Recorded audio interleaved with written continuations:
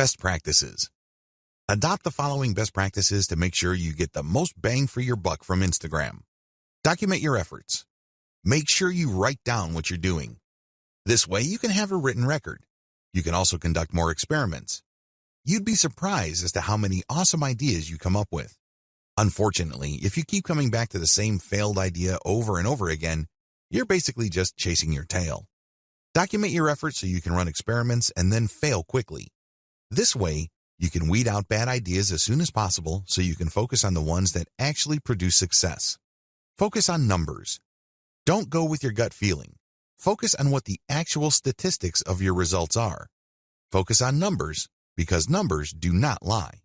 Start with influencers using a slow and low strategy. I know I've said this before in the section about influencers. However, this is so important that it is worth repeating.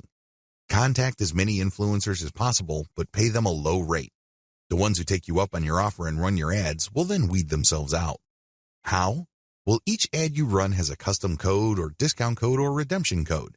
You will be able to see which ones actually produce results. You then come back to those people, pay them more so they can scale up your campaign. They obviously are real and they're credible enough with their followers for them to drive actual sales. Optimize using an elemental approach. I've already discussed this in video 9, but you have to understand that you have to optimize going from element to element. This increases the chances that you won't be chasing your tail. This reduces the chance of repeating the same mistake over and over again. Use an elemental approach so you can increase your ad campaign's overall effectiveness.